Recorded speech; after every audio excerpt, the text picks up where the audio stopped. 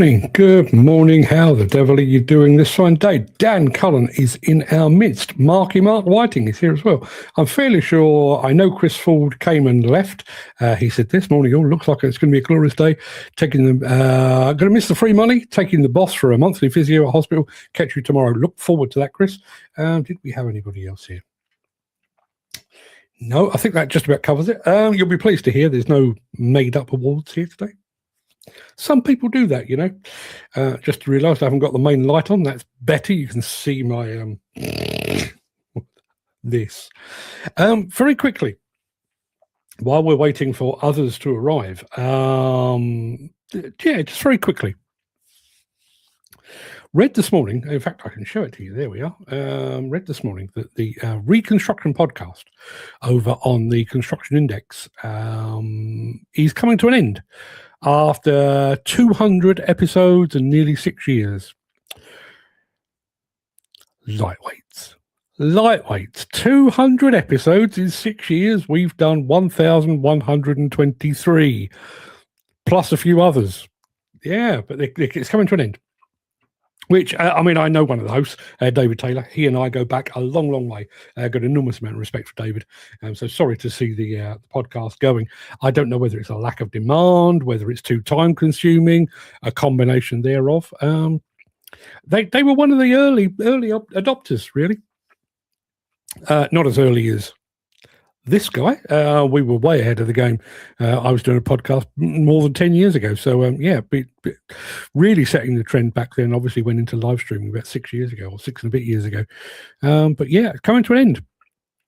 I don't know how often anybody here actually listened to it. It was quite highbrow, much more highbrow than this. But I did listen to specifically a few where they were talking about Didcot and that kind of thing. So yeah, it's a shame. I actually thought that the trend in the media would be more of that kind of thing rather than less. And the magazines are dying on their arse. What credibility do most of the magazines have these days? So yeah, sorry to see that. David and your colleague, whose name has completely slipped my mind. Is it Phil? I think it is. Phil Bishop, I think his name is. Yeah, I can't actually remember. Don't know Phil, or Mr. Bishop, should I say. Good morning, guys, says Gary Muirhead. Good morning, says Mercy Johnston. And good morning, says Ken Hatcher. Yes, good morning, one and all. Ken, you look like you've got the weather you so richly deserve. It's nice and sunny here, so I've got the T-shirt back on. You catch me fresh off my third kettlebell workout. Arms feel like they're going to fall off. I hope I haven't got to press too many buttons today because my arms are hanging limp down by my sides. I'm sure that's a song from the lyrics from a song. I can't remember what it is. No, can't remember. Should we crack on? We've got loads and loads of stuff to get through today. Morning monologue, which bemoans the current parlor state of the industry, which is pretty much most of my morning monologues. We'll come to that all in a moment. But first of all, let's get the show underway with a bit of this.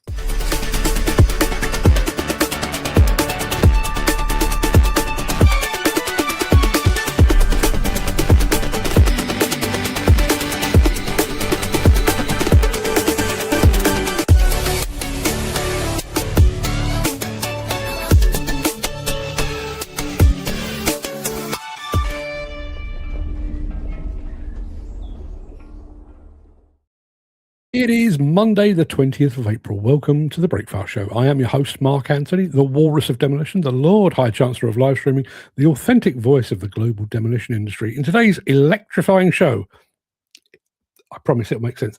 Shantui unveils their new electric excavator. It's a mining excavator, actually. Sennebogen explains its battery electric solution, so 2 back-to-back electric stories, and then we go back to something a little more manageable. A day with Kramer, one of their compact wheel loaders, and mapping Las Vegas with Trimble. I found this one fascinating, so I hope you do too. Plus, in today's edition of Mark's Morning Monologue, how did we get here? That's what it's called. It'll all make sense when we actually reveal all, which we'll be doing in I don't know, maybe half an hour's time, thereabouts. But first of all, let's have a smidgen of this from Caterpillar before we get all electrified.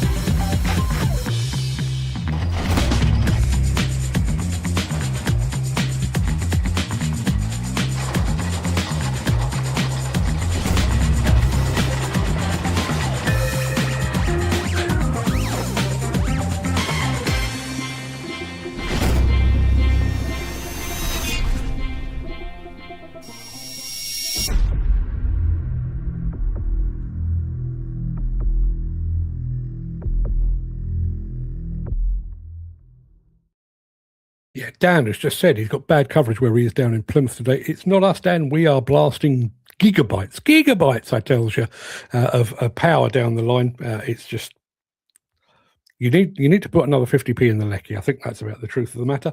Gary Muirhead said the countdown of Scott Plant has begun Friday and Saturday this week. So, Gary, you're not making it to Scott Plant, if I remember rightly. You are heading off on your hollybobs? Is that soon? Is that Friday? Is it before Friday? When do you go? And will you be watching from another part of the world? I sincerely hope so. We need to keep the numbers up. Anyway, I've told you that we're talking electric, only the first two videos, but we are talking electric.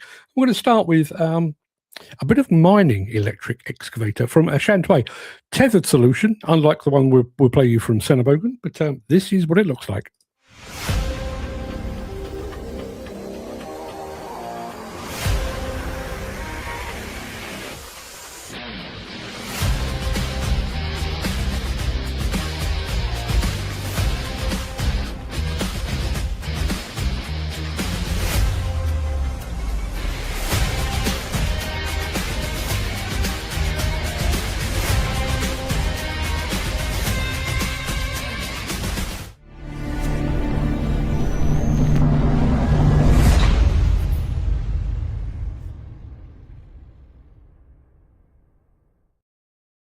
All makes sense now. Gary says he's going to Scott Plant as visitor only on Saturday and then flying out to Tenerife on Sunday. Can't wait. No, I bet you can't.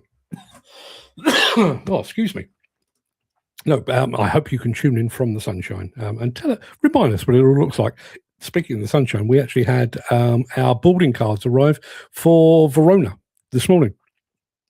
We're not going until the 5th of May, so still a couple of weeks away, but we've got our boarding cards. And I'm going to be trying out a new app. There's a new app it's on iPhone and on Android as well, called Flight. And apparently it's even more up-to-date flight tracker than the system used by the airlines themselves. So you get alerts if there's delays and that kind of thing ahead of schedule and what have you. If anybody uses Waze, W-A-Z-E, Waze, to find their way around, you'll know that it's crowdsourced. So if somebody drives past an accident on the M40 and they can alert people to say there's an accident on the M40 and that then fields back, well, the flight system is exactly the same as that. Looking forward to giving it a try. Always looking forward to trying out new things. Speaking of new things, I'm using Google Gemini to an increasing amount, the AI, just to check things out and what have you. Just because I can. There is now a Gemini app for the iPhone. One button press, it's in front of you, and you can speak to it. You can type into it. Yeah, really, really enjoying that. Gary says, "I hope there's enough aviation fuel to get us home." Do you really? My other half, who was originally coming to Verona with us, but he's not now, she actually said, "Oh, what about if you get stuck in Verona?" Yeah. What about that? I wouldn't be upset. I really wouldn't be upset at all. I may have to find myself a decent Wi-Fi connection, but I wouldn't be upset about being stranded there at all. Well deserved, says Dan. And Dan, cheers to you as well, says Gary. Right, okay, we've got another bit of electric after this. If you are enjoying this episode, please consider supporting the show. You can leave us a tip at buymeacoffee.com/demolition news. Yeah, all the S's today. We've had Sennebogen. We've had Shantui. Now we're going to Sennebogen to look at battery electric solutions. Battery power for maximum efficiency without compromise. Dimensions and performance identical for diesel, electric, and battery models. 1 to 4 battery packs, selectable depending on application requirements. Thanks to its 4 integrated onboard chargers, the machine delivers a charging power of 88 kilowatts. Future technology, already in use today. Startup process? Efficient, thanks to battery boost through peak shaving. This saves energy, reduces operating costs, and protects the power grid. Dual power mode enables operation while charging the battery. Zero downtime, maximum efficiency. With battery-powered machines from Sennebogen, powerful, emission-free, and freely configurable.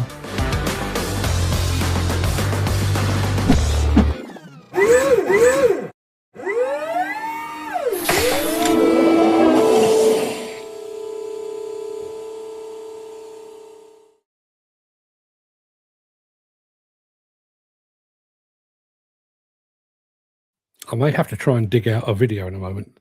I'll try and do it while we're playing the Trimble one at the end of the show, because it's a bit longer and I'm going to go and find it. But you know that grab at the end there? Hold that thought. Just park that in the back of your brain, because I'm going to go and find something else in a moment. See if I can show you that. Anyway, while I'm doing that, let's have a bit of the... Since the finance bill came into effect in April, the construction industry has seen a surge of fuel thefts. The rising cost of living has placed an additional risk of theft by employees and contractors, as well as opportunistic thieves. By using diesel dye and placing warnings of its use, you are sending a clear message that this is your fuel.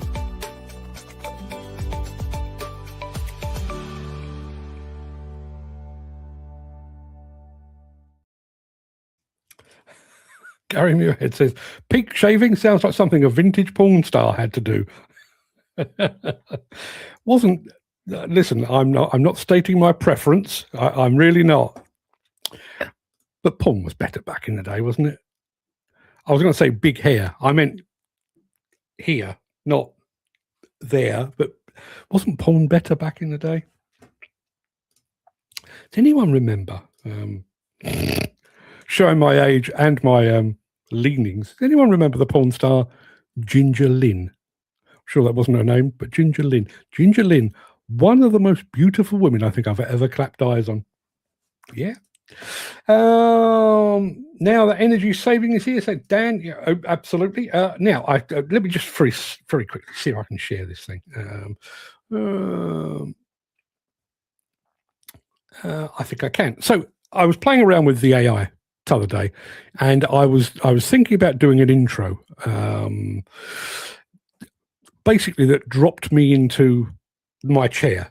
I just thought, every once in a while, just drop it in or whatever it might be. I saw somebody else do it, and I thought that'd be quite a laugh. So I took an old photograph of me taken while I was at the West Ham Stadium before it was demolished, and I said to it, treat me like the arcade grab games, or for reasons best known to itself. Not only does it give me weird legs, it gives me a weird face as well. But this is the hang on a minute, let me just bring it up.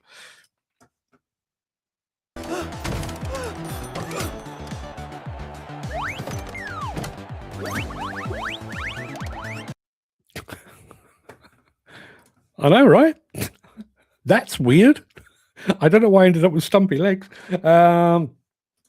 Dan says, I've yet to get on a Sennebogen to see what it's like. Get yourself down to one of the open days that the fine folks at Blue Machinery do.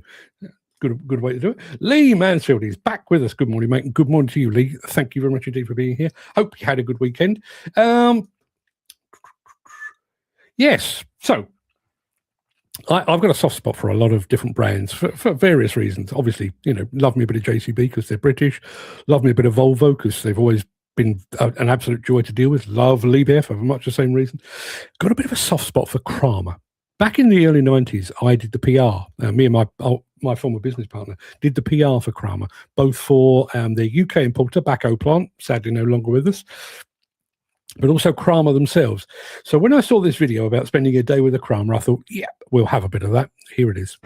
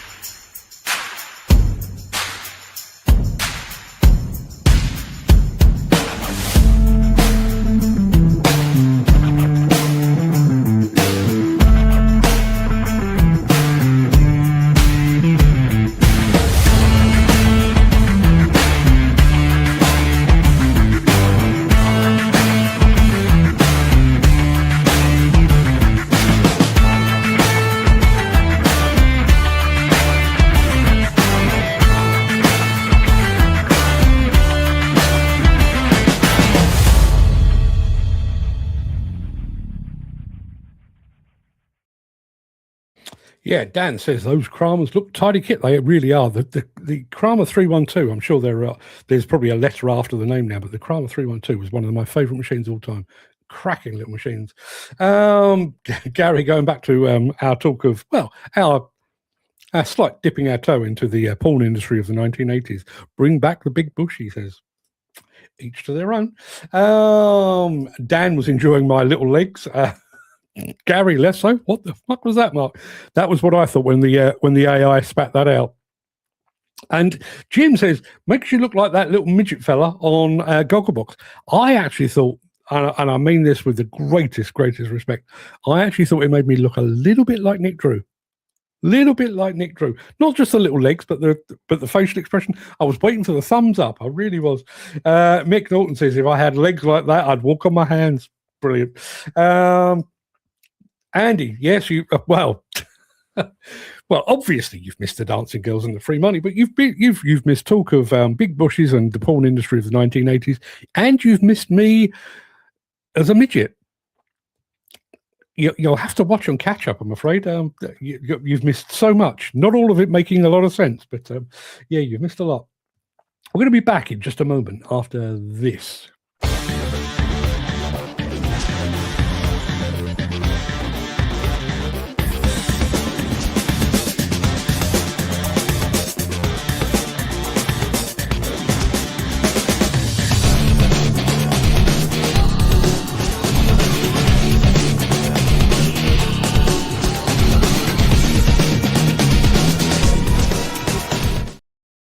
Jim Turner's obviously having a good morning. Andy Thornton says, again, yes, again, I'm afraid.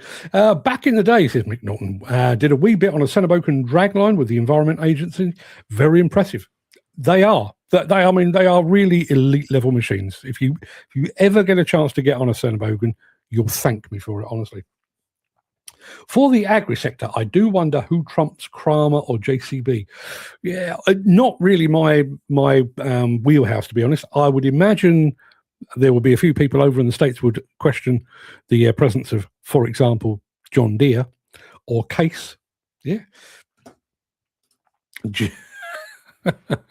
How did we get here? Jim Turner says, I'm with Gary. Another vote for the thatched hatch. Dear, we've found our level. Yet again, we found our level. Right. Okay. Look, many of us, I don't know, whatever it was, 160,000 people, all turned up at ConExpo. Some were there for the gambling, some were there for the dancing girls, not me. Ken Hatcher was obviously there to stalk J-Lo. I was there doing work. While I was doing work, the fine folks at Trimble were doing work as well, to demonstrate the ability of their systems to map places. They actually did. They mapped Las Vegas right then and right there. I found this absolutely fascinating, not least because I've watched Fred playing a video game where they've replicated the Formula One circuit that goes around the strip of Las Vegas. But this is Trimble mapping Las Vegas. Hope you enjoy it. We're out here in Las Vegas, lucky to be joined by our dealer, Monson Engineering, and their customer, Trinity Land Surveying. And we brought out our Trimble MX90 mobile mapping system, as well as the Trimble MX60. And we were joined with a tech partner, Contour, who brought their ground-penetrating radars, the Contour Air system and the Contour Ground system. The marrying of the two technologies together, it's phenomenal. You know, we've prided our company on being at the top of innovation, the top of technology. So when something new and exciting comes out, we're more than happy to participate.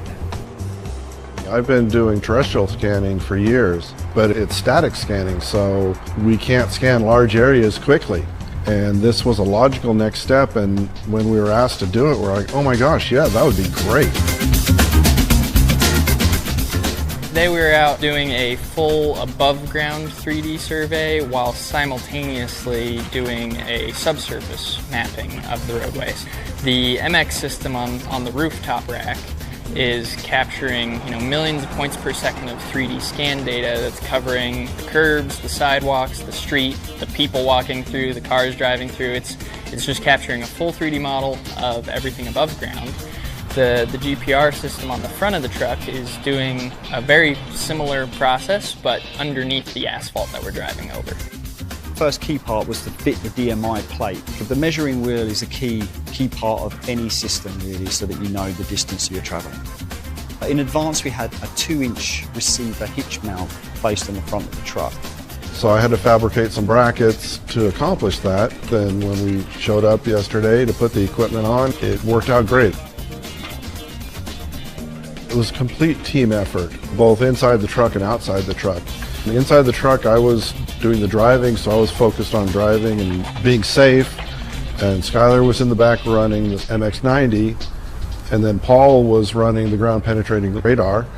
We were really trying to get a data set to see the comparison between a road that's been more freshly paved versus one that's worn and torn, and also analyzing the utilities that lie underground and bringing the ground data set and the terrestrial mobile mapping data set together and exploring that field to finish workflow from A to Z.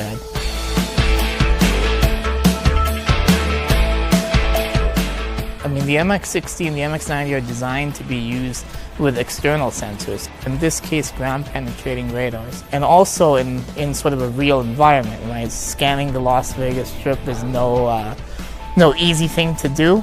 The fact that we were driving and we weren't on the ground, we're imagining people on the ground collecting that data. Safety-wise, mobile mapping systems, especially in a highly populated area like the Strip or anything else, is very substantially useful. We don't have them out in the traffic where their life is in danger, realistically.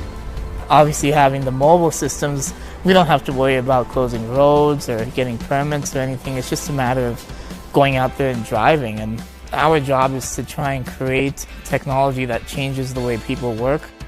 It was just a collaboration of how can we get together and help Trinity, Trimble, and Monson, everybody talking. Trimble's listening, we're listening to Trimble, and the customer's listening to both. That's what we get out of this. Trimble has always been there for us, and their products do what they say it's going to do, and we can count on that. And like I've said before, all my gear is yellow gear.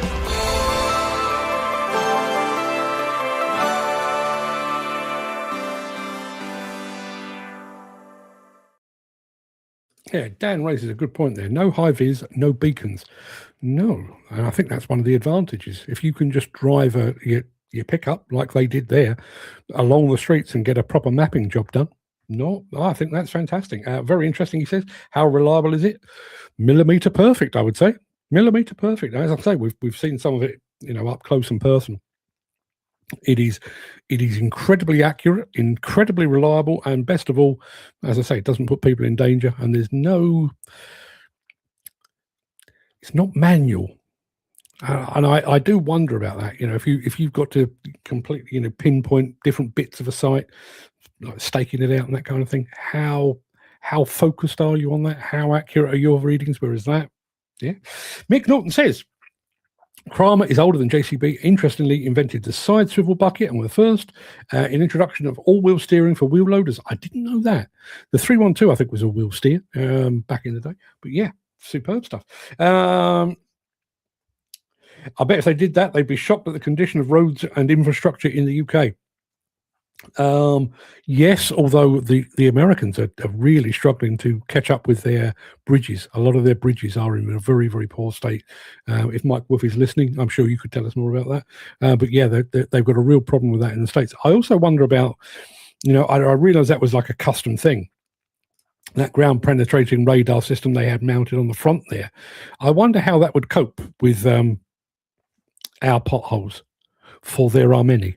If you're constantly, how accurate are your readings? I keep headbutting the mic. If you keep doing that, how accurate are your readings, I wonder? If anybody from Trimble is watching, please get us in touch. I'd love to hear from you. That pretty much wraps up the main part of this morning's show. I'm going to roll the outro in just a second before leaping gazelle-like over into my morning monologue. If you can't stick around for that, please stay safe. Look after yourself, your family, your friends, and your colleagues. I hope to see you again very soon. But if you do have the time and the inclination, I'll be back immediately after this.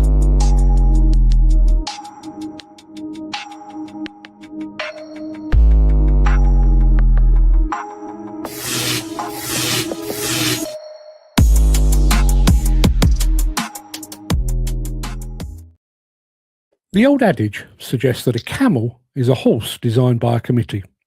If that's true, then the modern British demolition and construction industry is a platypus designed by a subcommittee of bureaucrats, HR consultants, and environmental visionaries who originally wanted to build a chicken.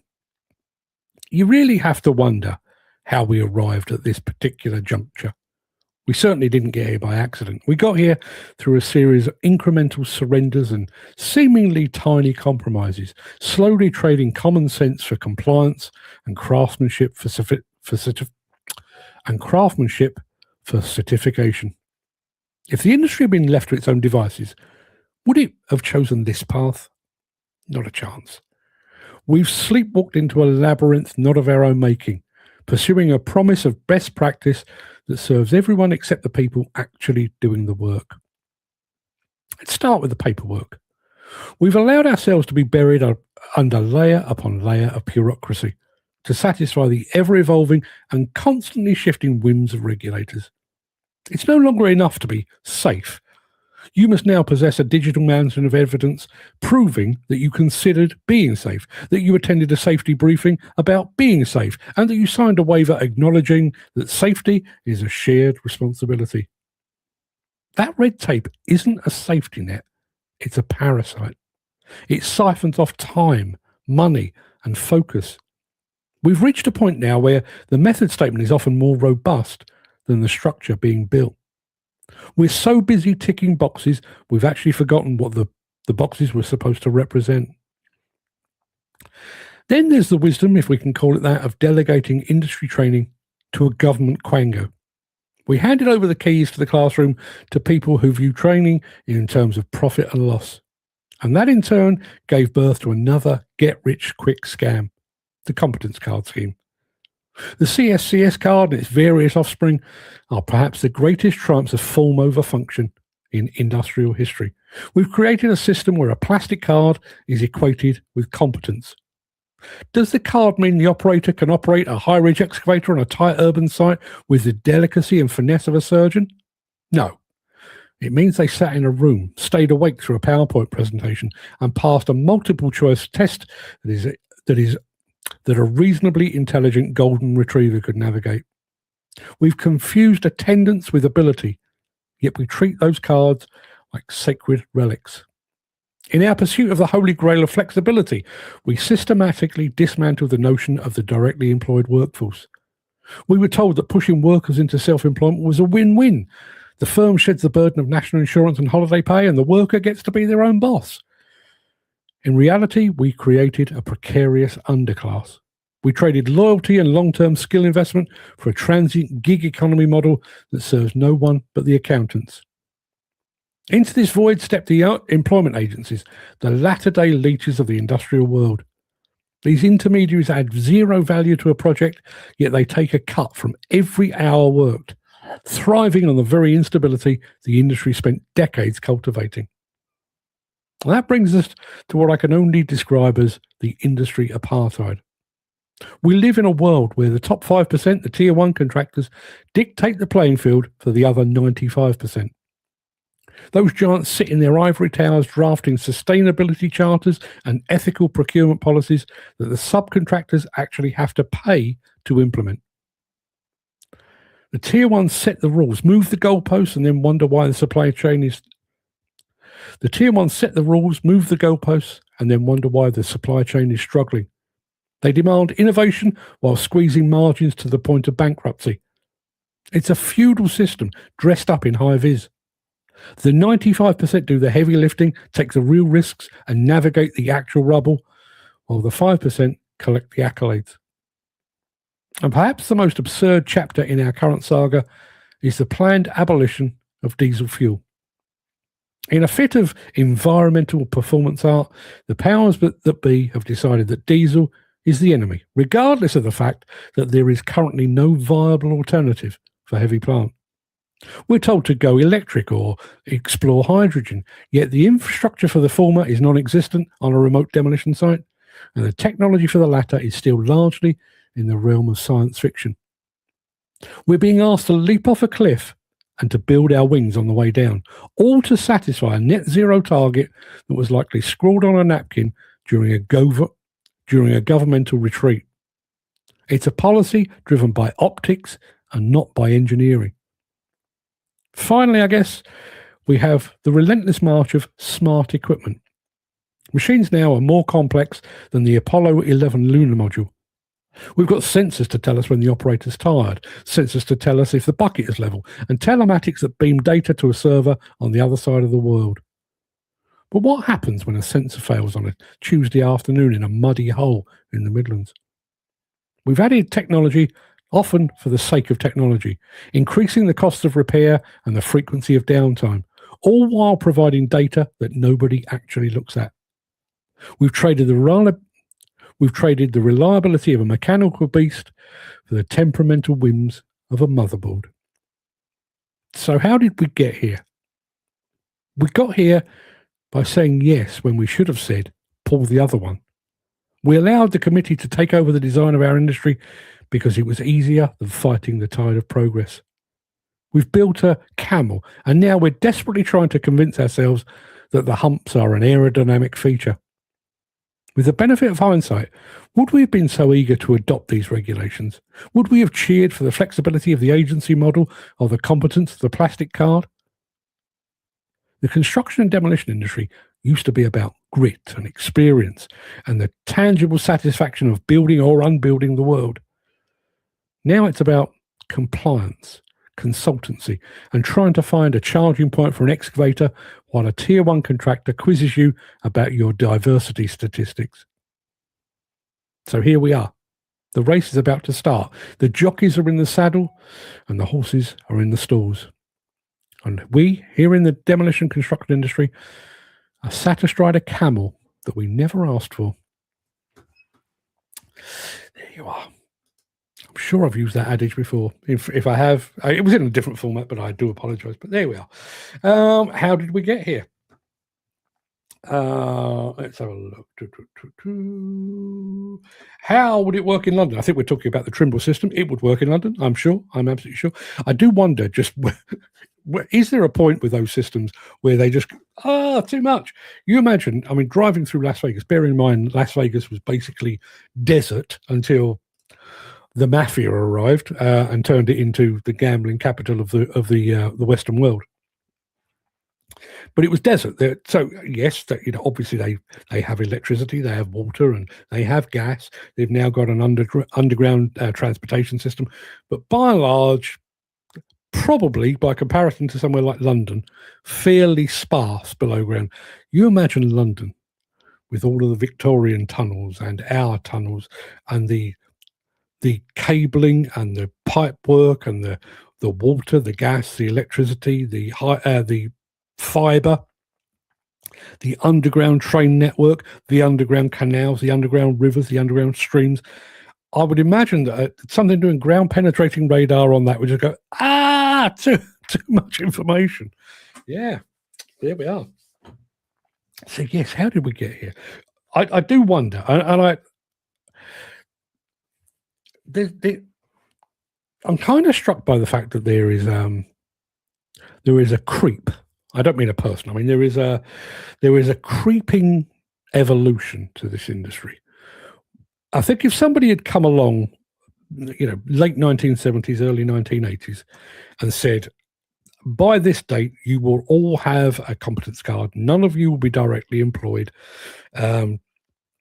You'll have to give up diesel. You'll have to, basically, you'll have to abide by all these rules. If they'd have said, as of, the 1st of January 1990, you must abide by all of these regulations, I'm fairly sure the industry would have gone, on your bike, pal. What's happened is it's been a slow creep. We need training. Yeah, training sounds like a good idea. Or maybe we should back the training with a dedicated industry training board. Maybe the construction industry training board. Yeah, okay. No, that I can see that. And then, but maybe to make sure that they're doing their job and that the people that are being trained are as well trained as we would like them to be. Maybe we should have a competence card. Yeah, okay. I mean, we have driving licenses. Why wouldn't we have a competence card? That makes perfect sense. Yeah, but what about if we had a competence card for various disciplines? Each of them reflected the particular type of training that was being doing. Yeah, no, that seems sensible. What about if we had different boards offering different types of training, one for demolition, one for construction, one for plant hire, or whatever it might be, and they all have their own competence cards?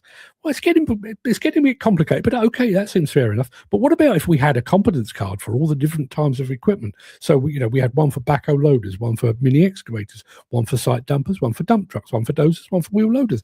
That sounds like a lot. It really, but okay, I can see where you're going. Well, what about if we actually had one for all the attachments that these people are using as well? If somebody had said that in one meeting, I think as an industry, we'd have gone, hang the fuck on. You're clearly mental. But because it's crept in year upon year upon year, think about even more modern times. You think about the way that we've arrived where we are today with all things related to fuel. I don't know when it was. I'm going to take a wild stab at maybe 12 or 15 years ago. Somebody somewhere on high said diesel engines are partly responsible for climate change and global warming and all that kind of thing. And who uses a lot of diesel equipment? Well, the construction and demolition industry. So we need to clamp down on those. So we're going to insist that they meet this standard, stage 3, tier 3, whatever it might be, depending on what side of the pond you are. And the industry, including the manufacturers, went, well, okay, yeah, no, I can see where you're coming from. We can do that. Well, it's going to take a bit of work, but we could do that. We can make our engines cleaner. It's going to cost us a lot of money, and that money will then be passed on to the customers, and the customers will then pass it on to the client, and the client will pass it on to the public purse. But yes, we can accommodate cleaner engines. Fine. So we're all set on tier 3, are we? Yeah, absolutely we are. Well, could you go to 4? Well, we've actually only just done 3, but okay, yeah, we could probably go cleaner still. Yeah, I think we could probably manage that. 5, go to 5. 5, you say? Right, okay. There's not a lot more cleanliness we can squeeze out of these engines, but we can probably go to 5. Yeah, it's not going to be easy. It's going to be expensive, and it's going to require us to go and basically shelve all our innovation and focus entirely on producing machines that will meet these stage 5 regulations. Yeah, but accommodate HVO. You need to HVO. What is this HVO of which you speak? Well, it's hydrogenated vegetable oil. Vegetable oil, like they use in chip pans. That's the sort of stuff. Yeah, absolutely. Accommodate that. Okay, we can accommodate that. Are you happy now? No, actually, what we need you to do is go electric. You realise that construction and demolition equipment kind of works remotely. It's not like we're working, in somebody's back garden when we can run a lead out there. No, but we need you to go electric. Okay, can't say we're entirely happy about it. The battery technology isn't really up to much. We're not entirely convinced of what's going to happen with the batteries afterwards. There's the resale value to worry about. There's also the fact that we can't get right through a working day on a single charge. So we'll have to stop, and it'll make our projects slower and less productive. Yeah, but go electric. All right, we'll go electric. Are you happy now? No, go with hydrogen. Good Lord.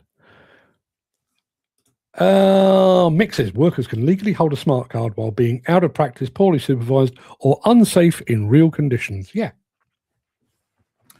I remember speaking to somebody, I can't even remember how we got onto the subject, and it's got a different name now, but there used to be that CRB check. If you wanted to work in close proximity to children, my wife used to be a chaperone at West End theatres. And in order for her to be allowed to work in close proximity with children, she had to be vetted by basically the police. They had to check that she wasn't a kiddie fiddler, that she didn't have a criminal record, she wasn't a drug addict, she wasn't a drug dealer. They checked her background, and she was granted this CRB certificate. And it lasted, I think it used to last a year. I think you can do a longer one now, but it lasted a year. So my wife could basically have this piece of paper that said she was okay to work with children. Let's say she got that on the 1st of June and then went and sold drugs to one of the children in her care on the 2nd of June. She'd still have that piece of paper that said she was okay. Goes back to what Mickey's saying there. I see now HMRC are attacking your savings for more tax. Yeah. They will listen. Excuse me 1 second. There's somebody knocking at my door.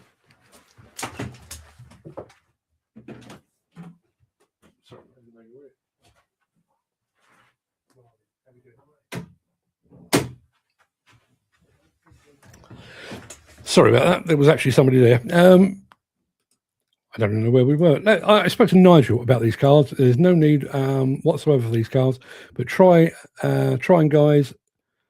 But trying guys is good, but why? Not sure what that means. But think about that notion in particular with cards.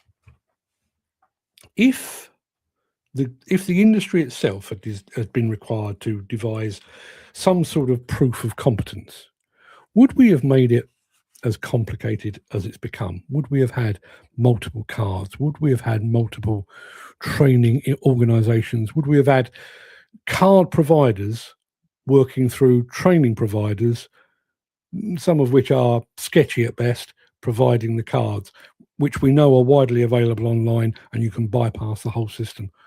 Or would we as an industry have said, okay, well, rather than going through some kind of weird induction process where we fill out forms and we put a plastic card through a scanner or whatever it might be, see that machine over there, bring it over here into this little area here, show us what you can do for the next hour. Me, you, everybody in this industry could take one look at somebody and go, yeah, he or she has got it, or absolutely not a chance. Get down the road, pal. You clearly are not up to this job. And yet, like I say, going back to that creep, we started out with a CITB and a CSCS and a CPCS and the NDTG and then all of the training organisations that sit below them.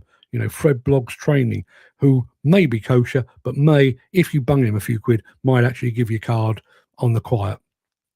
You've never sat the test, you've never really been properly vetted, but you've bunged him a few quid, 800 quid, you've got your card, you're good to go.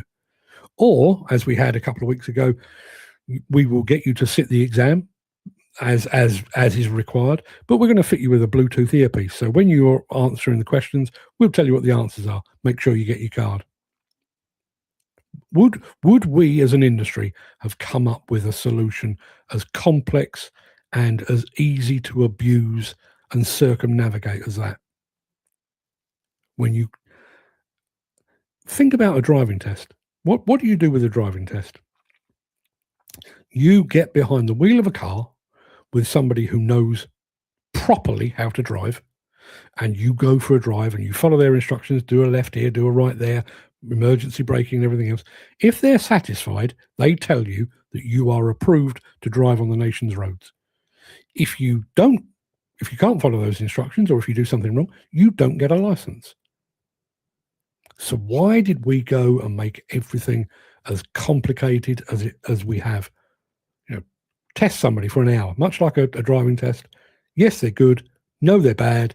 Actually, they're not great, but they're getting there. With a bit of arm around the shoulder, a bit of mentoring, we can make them a proper operator. Instead of which, we've got multiple layer upon layer upon layer of organisations and competence card schemes and variations on competence card schemes.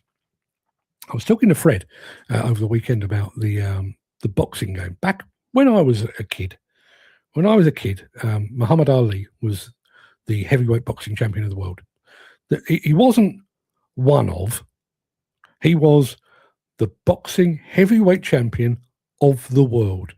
He was the best heavyweight boxer in the world. And then somewhere along the line, I think it was like late 70s, early 80s, we decided what we needed was we needed different versions. We needed the IBF, the International Boxing Federation. We needed the World Boxing Association. We needed the World Boxing Conference, WBC, World Boxing Organization, WBO. So at one point, you could end up with 4 different world heavyweight champions. Well, you're not the world champion then, are you? You're champion of a particular. It makes no sense, and yet we've followed that as a model. What card have you got? I've got one of those. Oh no! See, we wanted a knock-on. You've got a knock-on, have you? Oh no! See, we really insist upon a CSCS, and we've allowed that to arrive, be instigated, and then to proliferate. Because at no point along the line, anywhere along the line, have we stood up and said enough. And probably the most vivid and the most recent example of that was red diesel. Red diesel. I mean, if we had sat the industry down en masse, 2.5, 3 million people, and said, as of this date, your fuel bill is going to double. Okay. There would have been outcry. There would have been lynchings in the street. There would have been riots. We would have stormed number 10 Downing Street, and we would have strung up the Chancellor of the Exchequer. But instead of which, it was all kind of, well, we will do it, and it will, and there'll be some consultation. And the industry sat there, and sat there, and sat there, and then the government said, "Oh, it's happening in about 2 months' time." Oh, what? Should we do something? Should we get together as all? Oh dear, our fuel bill's doubled. That's the way it works. Jim Turner says, what was wrong with getting the start and being kept an eye on until you've proved yourself? Yes. What was wrong with that? Well, what was wrong with that, obviously, is nobody makes any money out of that. What is also wrong about that is there's no actual record of that. But then in the modern day and age, and I'm sorry, I appear to be sat on a lead. Took my headphones off and now can't get comfortable. Yeah. In the modern world, everything needs to be accompanied by a paper trail. But why didn't we just form our own? And particularly now, where we've got in-cab monitoring of performance and output and everything else, we don't really need that. As Jim said, you've got to start. You're 19 years old. You've got to start on that 10-ton excavator over there. You're going to work in the corner on your own for a little bit. We're going to keep an eye on you. Right? No, okay. You're not bad. Not bad. I mean, you're not great, but you're not bad. You're certainly competent in the truest sense of the word. You're not experienced. You're not advanced, but you're competent. So now come into the main site. We'll keep an eye on you. The systems in your cab will keep an eye on you. And after a week, 2 weeks, a month, we'll sit down and we'll vet that. Let's figure out what additional help you need, what additional training, where you're going right, where you're going wrong. Are you setting the revs too high? Are you going through fuel like it's, like you're on a personal mission? We can accommodate all of those things. Instead of which, go off to a classroom and then come back with your shiny bit of plastic and convinced that you are now invincible and you are ready to take on. Now, there's a 300-ton dozer in the corner there. I'll give that a go. I know it says excavator on my card, but I'm invincible now. I'm competent. It says so on a piece of plastic. And we've allowed that to creep in and creep in and creep in. You know full well that we are talking at the moment about various types of technology being instigated within the industry itself. We started out with 1 or 2 qualifications for excavators or whatever it might be. And then it was excavators up to a certain weight. Then it was excavators up to a certain height, if you're talking about high reach. Then it was dozers and loaders and graders and mini excavators and midi excavators and compact wheel loaders. And we did all of that, and everybody in the training business had their nose in the trough, taking advantage of the fact that there were all these new cards that people needed to get. And then they hit a bit of a dead end because, by and large, we haven't invented much in the way of new construction equipment over the past 50 years. We've perfected, but there's not a new excavator, there's not a new dozer, there's not a new grader, there's not a new dump truck. So where can we make some more money? These buggers are using a lot of attachments. How about if we have an individual competence card for each attachment? And particularly when you think about the fact that they're all using quick couplers now, particularly in the demolition game. So you might have a qualification for an excavator, but you've put a quick coupler on it. You'll need a qualification for that. That will cost you money. Okay, I've got that now. Yeah, but you're going to be using that quick coupler with a breaker. You'll need a qualification for a breaker. Will I? Oh, yes, absolutely. We'll take some more money for that. You're going to be using a shear. Oh, okay. Well, that's another card. Pulverizer, multiprocessor. Oh, grab another. What the fuck? Somewhere. It's always by my side. My JCB Leatherman. I don't need a competence card, but this thing, which I'll try and do a quick demonstration of, you see it's got the pliers on it, but it's also got like there, very sharp knife on it. It's got other bits and pieces, when I can remember where they live. It's got different screwdrivers and stuff like that. You imagine having to have a qualification for all of the functions on that. You know, oh, you want to get a stone out of a horse's hoof. Well, you'll need a special qualification for that. What?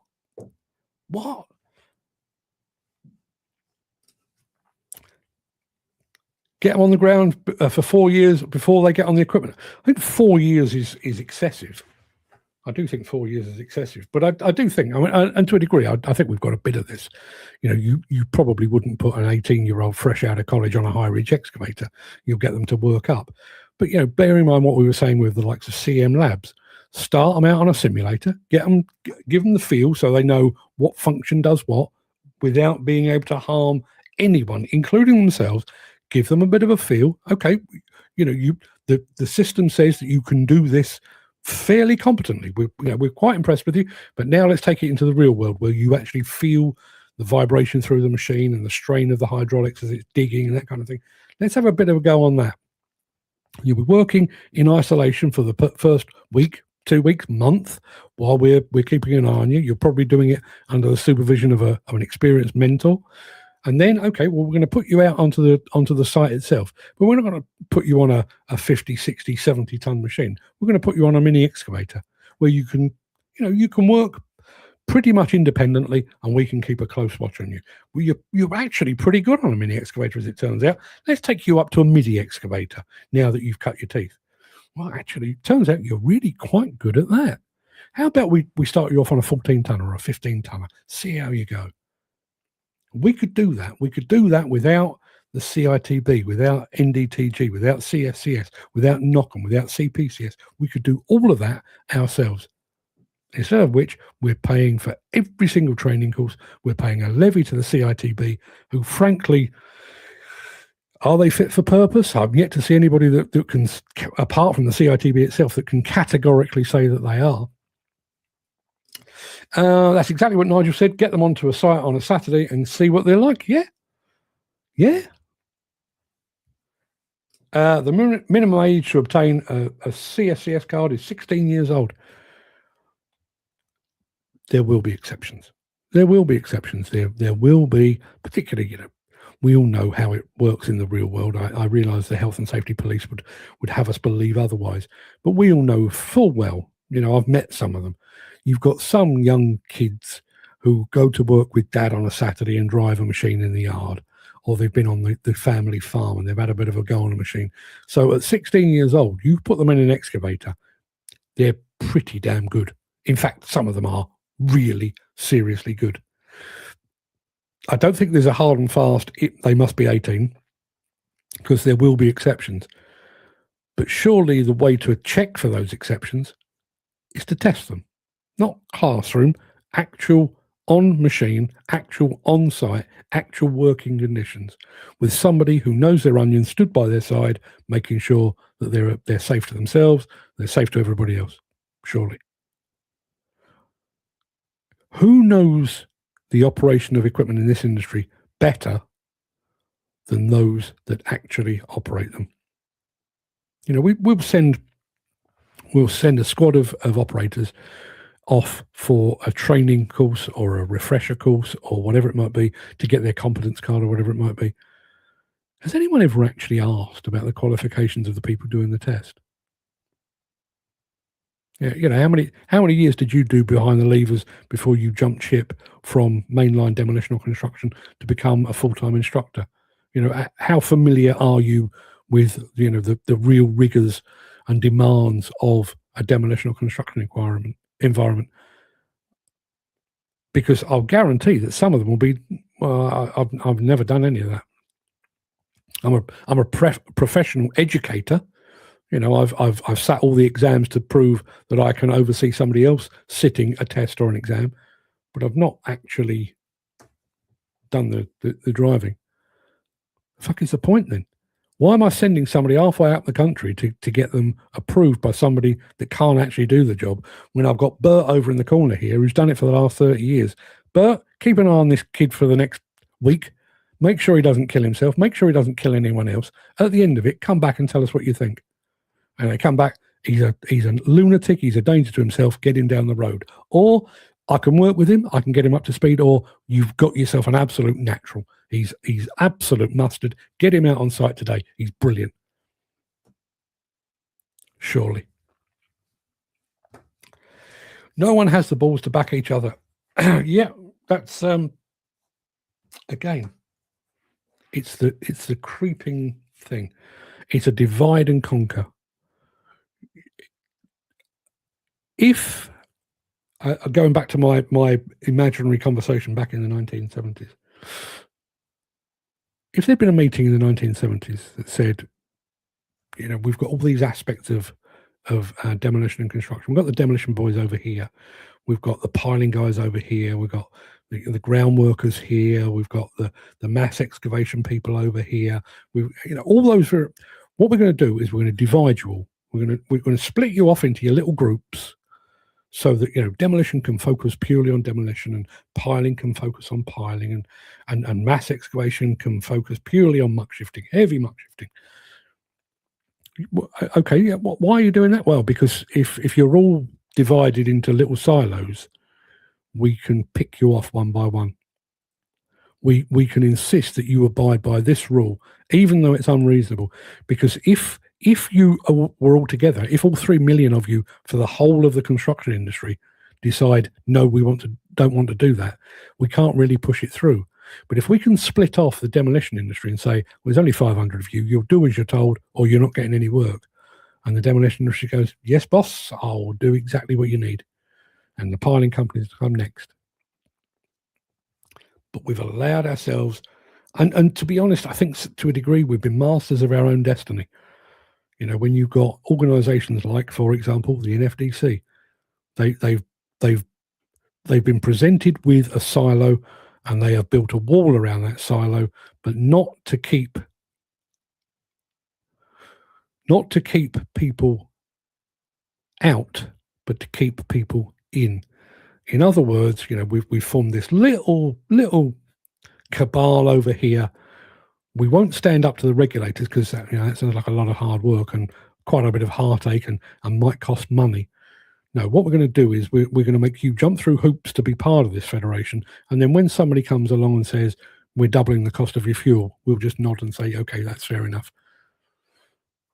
As I say, I think we were pushed down that route, but we've embraced it. You know, the number of different events I could go to on a weekly basis. CPA have got an event. The quarry industry have got an event. The piling contractors have got an event. The demolition industry has got an event. All these little silos, and they very, very, very rarely speak to each other.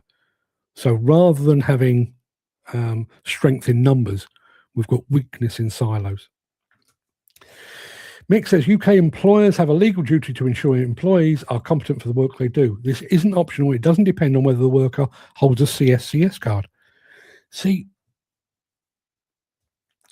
I spent the best part of 10 minutes explaining what I was talking about. That sums it up.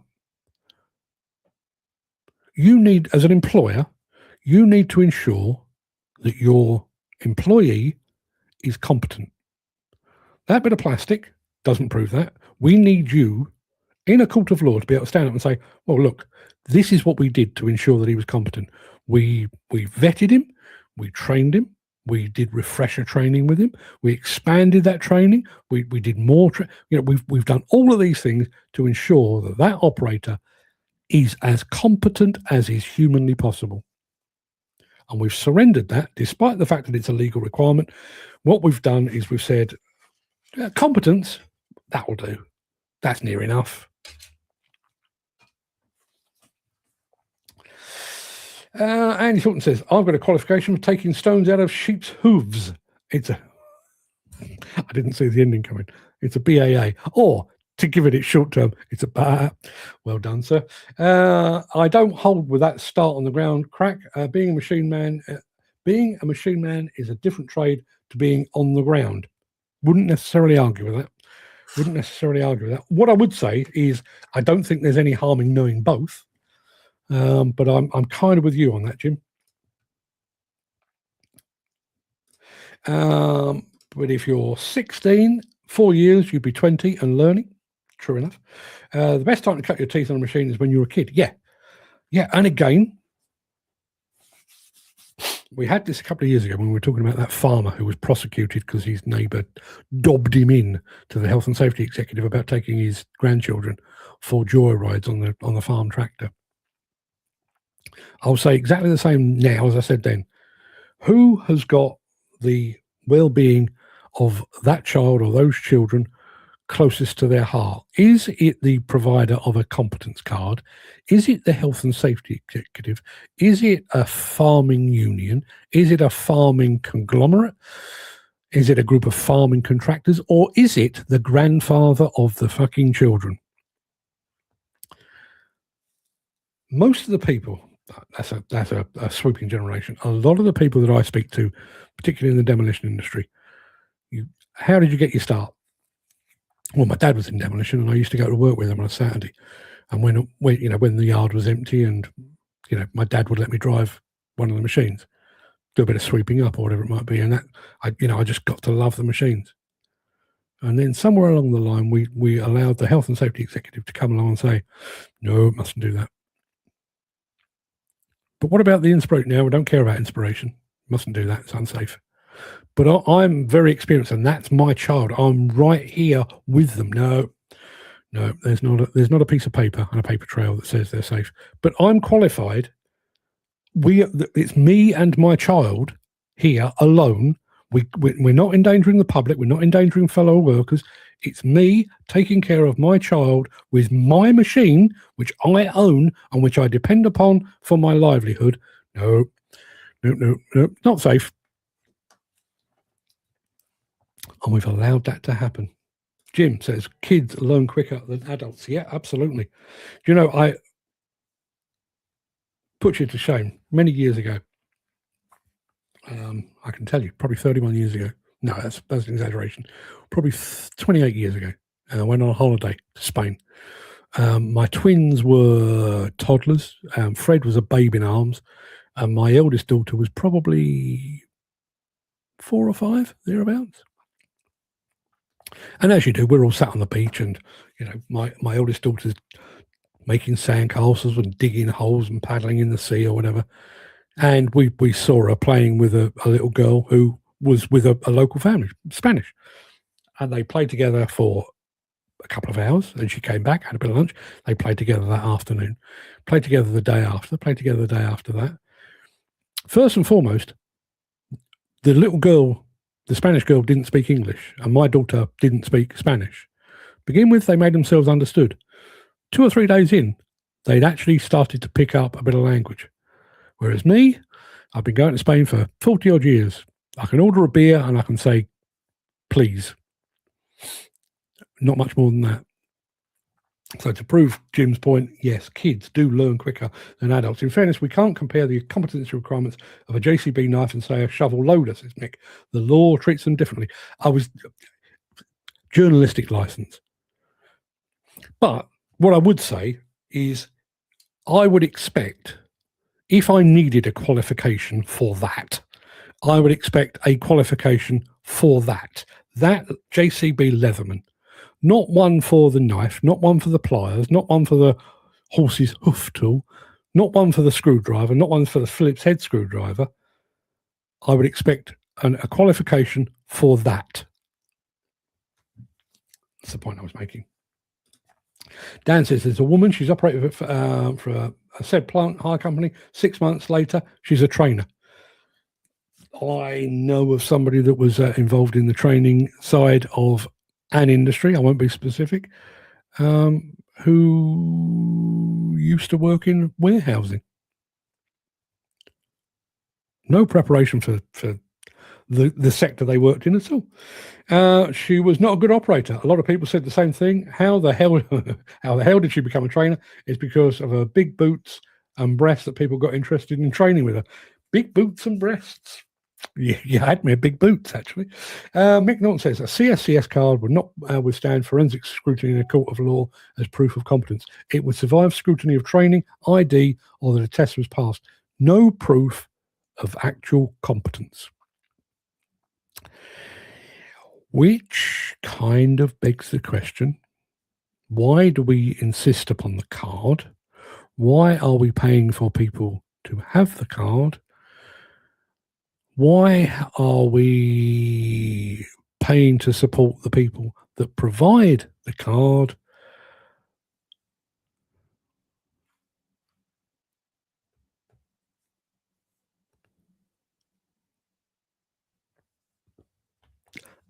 I realise that sounds like dead air. I'm actually sat here trying to think of a sensible answer to that. I can't think of one. We are paying for an industry training board. We are paying for the competence cards. We are paying for the renewal of those competence cards. We're running our recruitment systems based upon those competence cards.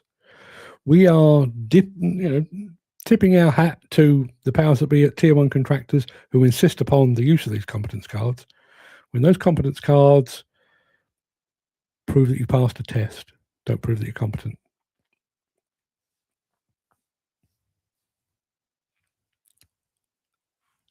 If anybody can explain how the hell we found ourselves in that position, I'd dearly love to hear from you.